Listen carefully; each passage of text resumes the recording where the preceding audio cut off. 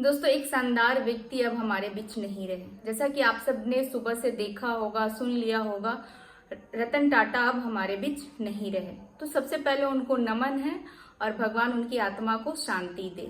3 दिन पहले खबर ये आई थी कि वो बीमार थे और कल रात खबर ये आई कि अब वो हमारे बीच नहीं रहे। और सबसे बड़े उद्योगपति के साथ साथ बहुत बड़े डोनर भी थे।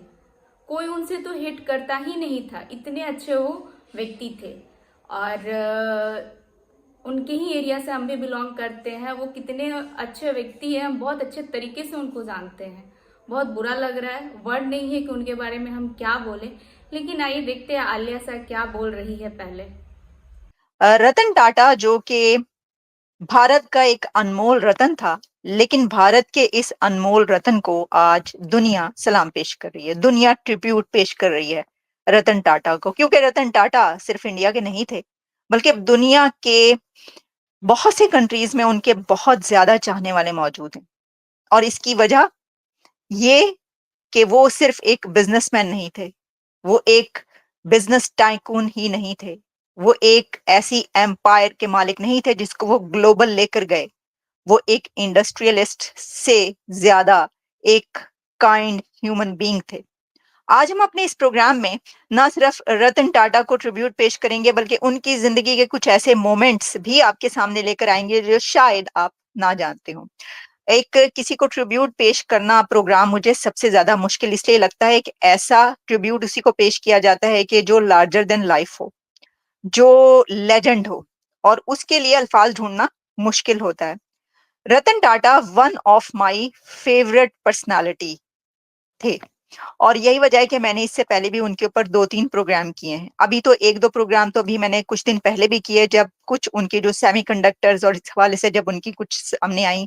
और इससे पहले भी काफी अर्सा पहले भी मैंने एक प्रोग्राम किया था, क्योंकि मुझे बहुत ज्यादा पसंद थी। वो एक इंतहाई खूबसूरत, ना सिर्फ बाहर से यानी देखने में, बल्कि अंदर से उससे कहीं ज्यादा खूबसूरत इंसान थे। पहले मैं आपको ये बताती हूँ कि दुनिया उनको ट्रिब्यूट कैसे पेश कर रही है। मुझे ऐसा लगता है कि इससे पहले लता जी को ऐसा ट्रिब्यूट पेश किया गया था दुनिया में। रतन टाटा के स्टेट फ्यूनरल का इंतजाम किया गया है, और उनको स्टेट की तरफ से जो है उनके लास्ट रिचुअल्स अदा किए जा रहे हैं। इस सिलसिले में बहुत सारी ट्वीट्स हमारे सामने आई हैं, वो आपके सामने रखते हैं। लेकिन उससे पहले मैं आपको ये बताना चाहूंगी कि दुनिया भर के जो इस वक्त अखबारात हैं, मीडिया वेबसाइट्स हैं, और दुनिया भर के मीडिया आउटलेट्स और लोग कैसे उनको, उस लेजेंड को, इंडिया के लेजेंड को, लेकिन जिसको वर्ल्ड लेजेंड के तौर पर देखा जा रहा है, ट्रिब्यूट पेश कर रहे हैं। तो सबसे पहले रतन टाटा की एक इंतहाई खूबसूरत, हसीन, बहुत ही जबरदस्त पिक्चर जो कि हर जगह पर चल रही है, आपके सामने रखते हैं। और इसके अलावा और बहुत सी उनकी ऐसी तस्वीर जो इस वक्त चल रही हैं कि वो कैसे, ये उनकी आप देख सकते हैं, एक ऐसी पिक्चर जो कि पुरानी पिक्चर है, उनकी जवानी की पिक्चर है। और मैं आपको आज के प्रोग्राम में ये भी बताऊंगी कि ये एक शंतनु कौन है जो कि बहुत अरसा उनके साथ रहे और अभी भी आपको सबसे आगे आगे नजर आ रहे हैं। लेकिन रतन टाटा खुद जिस एक पर्सनालिटी के मालिक थे, उनकी क्या बात है। इस वक्त लिखा जा रहा है, मेरे सामने इस वक्त मौजूद है बीबीसी, जिसमें लिखा है बिजनेस टाइकून रतन रतन टाटा डाइज एज 86। और फिर हमें हमारे सामने राइटर्स मौजूद है। रॉयटर्स ये लिखता है Ratan Tata who put India Tata's group on the global map dies at 86। AP लिखता है कि Ratan Tata the former chairman of Indian Tata sons dies age 86। और न्यूयॉर्क टाइम्स से लेकर वो कौन सा वॉशिंगटन पोस्ट तक और सीएनएन तक कहता है Ratan Tata Indian tycoon who took his empire global died at 86। इस वक्त पूरी दुनिया के अखबारात में रतन टाटा का तस्करा हो रहा है। देखिए, हम रतन टाटा पे अगर हम बात करें तो हम ये कह सकते हैं कि जी, एक सिंपल सी बात तो ये है कि जैसे उन्होंने अपने बिजनेस को आगे बढ़ाया, एक एम्पायर क्रिएट की, और इंडिया के लिए, अपने मुल्क के लिए, अपने कंट्री के लिए उन्होंने जो जो काम कर डाले, दैट इज अमेजिंग, अनबिलीवेबल। हर मौके पर उन्होंने अपने कंट्री को, अपने वतन को सबसे आगे रखा, और काइंडनेस जो है उनकी, उसके ऊपर बहुत बात की जाती है। कंपैशन उनके अंदर बहुत ज्यादा था। वो खास तौर पर एनिमल्स के लिए बहुत काम करते रहे, फिलंथ्रोपिस्ट थे वो एक बहुत बड़े। और इसके अंदर ये है कि पहले अगर हम बिजनेस की तरफ कर लें बात, तो फिर उसके बाद हम आते हैं उनकी काइंडनेस और एम्पैथी की तरफ, कि क्यों आखिर क्या वजह है कि आज के दिन हम देखते हैं कि उनके जो इंडिया के प्राइम मिनिस्टर हैं नरेंद्र मोदी साहब, वो भी उनके लिए जब ट्वीट करते हैं तो उनके कंपैशन की बात करते हुए जो है वो नजर आते हैं।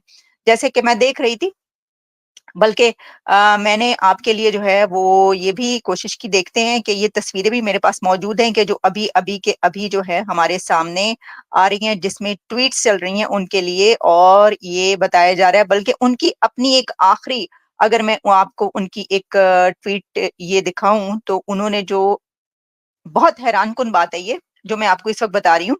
ये देखिए, ये जो है अभी उन्होंने 2 दिन पहले अपने ट्विटर पर ये लिखा कि मेरे हवाले से कुछ ऐसी खबरें चल रही हैं कि मैं इस दुनिया में नहीं रहा या मेरी तबीयत बहुत ज्यादा खराब है, तो thank you for thinking of me. और इस नोट में उन्होंने ये लिखा, रतन टाटा ने, कि ऐसी कोई बात नहीं है, मैं बिल्कुल ठीक हूँ और बिल्कुल सही काम कर रहा हूँ। आपको पता है कि ये कौन कहता है?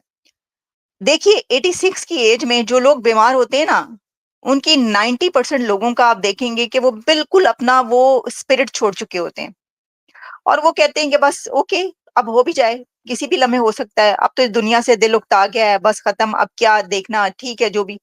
लेकिन एक ऐसा बंदा जो जिसको मरने से 2 दिन पहले, रतन टाटा ने आज से 2 दिन पहले ट्वीट किया कि ये खबर जो चल रही गलत है भाई, आई एम अलाइव, मैं तो बिल्कुल ठीक हूँ।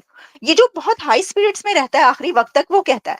इससे पता चलता है कि उनकी पर्सनालिटी का क्या, कामयाबी का क्या रास्ता। 86 की एज में जब वो इतने बीमार हैं कि उनके वफात की खबरें आती जा रही हैं कि जी लेकिन वो सही है, तो वो खुद से ट्वीट करते हैं और कहते हैं कि ऐसा तो नहीं है। तो इससे उनकी हाई स्पिरिट्स, जिस इमोशंस में वो रहते थे, इसका पता चलता है। जो नरेंद्र मोदी साहब है, उनके लिए उन्होंने भी जो है वो कुछ ट्वीट्स किए हैं और इसके ऊपर जो है वो उनका ये कहना था कि Shri Ratan Tata ji was a visionary business leader, a compassionate soul and an extraordinary human being. ये सबसे बड़ी बात जो ये कही जा रही है कि वो एक एक्स्ट्राऑर्डिनरी ह्यूमन बीइंग थे, कि ऐसे इंसान, जो ऐसा इंसान नहीं मिलता। He provided stable leadership to one of India's oldest and most prestigious business houses. At the same time, his contribution went far beyond the his business. He himself to several people, thanks to his humility, kindness, and unwavering commitment to making our society better. ये उन्होंने कहा है। इसके अलावा भी उन्होंने फिर कुछ और ट्वीट्स भी की, जिसके ऊपर जो है कुछ लोगों ने ये कहा कि I am unable to accept the absence of Ratan Tata. तो देखिए, ये तो मैंने अभी ये बताया कि दुनिया उनको ट्रिब्यूट कैसे पेश कर रही है। तो ये था आज का वीडियो, और आज का वीडियो आपको कैसा लगा कमेंट करके जरूर बताइएगा। रतन टाटा का 86 ईयर्स हो गया था।